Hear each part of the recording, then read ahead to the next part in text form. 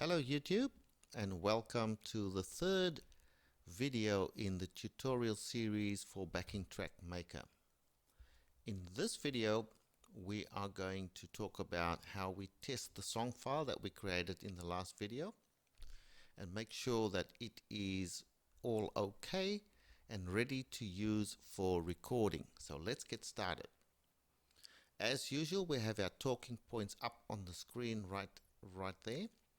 So let's first check that we have our keyboard turned on, and on the keyboard we have selected the correct registration file for our song, which is And I Love Her, and then we can go ahead and start BTM. I've done all that on the keyboard side, so let's start up BTM right now.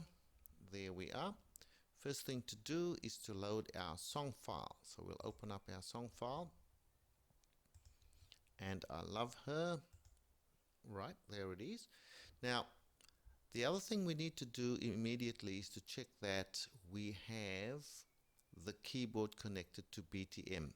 If we see Digital Workstation 1 in the list there and select it, then we're okay. Ready to start.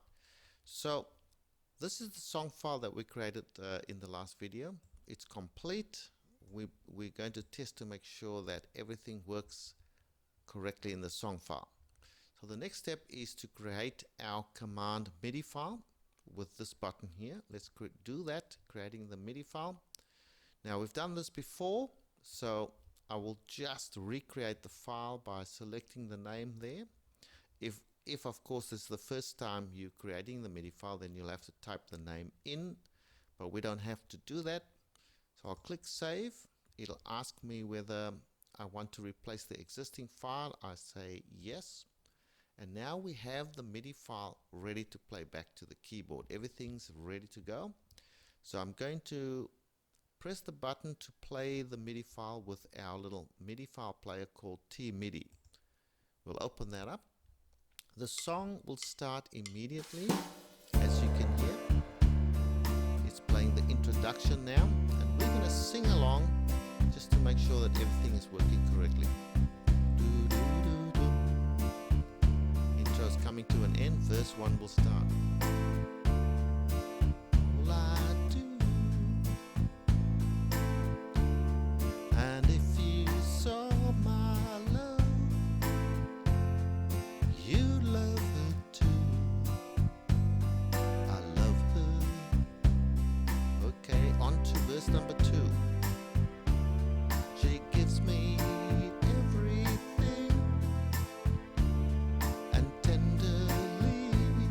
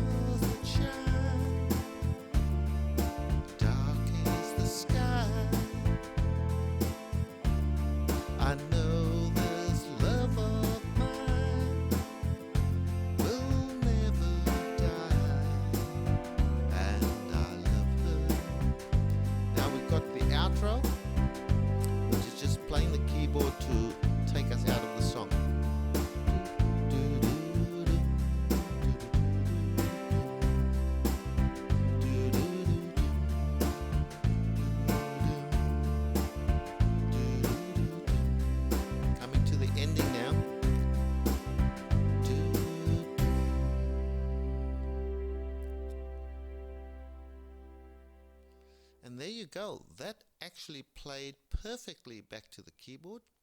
So there were no problems in the actual song file or in the MIDI file that we played back to the keyboard. So one thing that I want to do next is let's have a look at that MIDI file that we created. We can put away the player now. We don't need the player anymore. Let's open up that MIDI file. So what we'll do is we'll go to where we actually created the MIDI file and bring that up onto the screen here. And then we double click on the MIDI file that we created, and we're going to use Mix Master to do that. Many of you will know Mix Master, great program written by some great programmers. So let's just use that to have a look at what our MIDI file actually has inside of it. So I'll click on the list view here, and this is the details inside the MIDI file. Now you don't need to know all this stuff. BTM will do it all for you, but it is good to know what is actually going on and what we've done. So firstly, we've done the Yamaha stuff that you have to do for any Yamaha MIDI file, and that is turn on the general MIDI and the XG system. There you can see the time signature has been set to 4/4. Then you've got the details that come from our informational area of BTM, which is the name of the song, the artist, the year, the cover artist, and of course we've got the tempo there as well, set to 94. Then below that you've got a whole bunch of system exclusive messages and lyric lines. The system exclusive messages do all the hard work. There you can see the tempo has been set, and we've sent the start command just as we did the beginning of our song file. And then here we are selecting the intro number 1 and playing that, and then we do the actual intro with main A and so forth. There's all the lyric lines, I give her all my love, etc., and the chords that go along with those actual lyric lines. We can go all the way down to the bottom here, and we can see where it actually ends. Right down there it says ending A, and the chord is C, and that's what happened right there, the E1.